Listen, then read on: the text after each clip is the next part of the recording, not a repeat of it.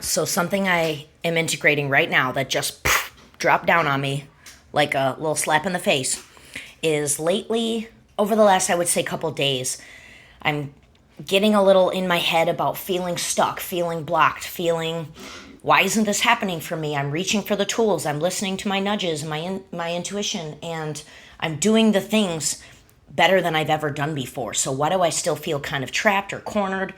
And because I, practice with a mentor that, goes under the belief system in which I've adopted and am practicing, that there is no such thing as a blockage or being stuck. You just need to move a particular kind of energy. And so in my pursuit to agree and resonate with that and make that my new form of existence, I've been asking myself, why do I keep feeling this? What do I need to move? I'm not a victim of this situation. I'm not a victim of all these circumstances that I feel like are weighing me down right now or that are really present in my mind. And if I don't believe I'm a victim and I don't believe in being stuck or blocked, what do I need to move? What am I not seeing here? And so it's been, building for a couple days. But then, like right here at the dinner table, it hit me. Aside from the fact that, we're leaving the year of the snake, entering the year of the fire horse, all the things, all of the solar or the astrological events that are supposedly quite powerful, once in a lifetime moves happening right now, all of that aside, because it wouldn't matter if it was that or any other ordinary Tuesday. The point is that sometimes you just need to give it a minute, because all you're doing essentially is re-recognizing or recollecting old energies or old beliefs or old patterns that once were part of you as they are finally releasing. In my experience, things get released in a lot of layers because our human can only handle so much at a time that we're ready for. And so this feeling stuck, this feeling trapped, but yet refusing to believe I'm a victim and going, okay, well, how am I going to pursue this? Knowing that I definitely didn't resonate with those old energies, but they were still very there, and that was worrying me.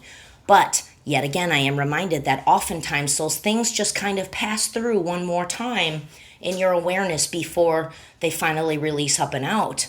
And again, that can be with anything, any cycle of life, any phase of your being, anything that you've been doing the work on, which I'm positive I absolutely have.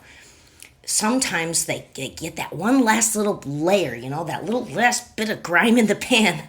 It's got to come out before you're ready to just fall gracefully into this new plane of existence. And so it's just like that last final shedding.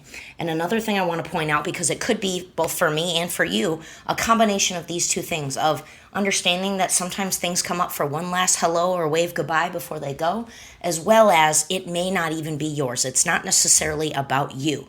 I am in the vicinity of people that live in very victimizing and limiting belief systems. And so regardless of the fact that I'm choosing to look like the weirdo little unicorn land pioneer that I am in my vicinity with friends and family, the works, it doesn't change the fact that I'm surrounded by people with pretty heavy belief systems right now. And so maybe what I'm feeling is they're triggering in my recognition that it's time to step up and step out of their energy going, whoa, wait, where are you doing? Where are you going? What are you doing?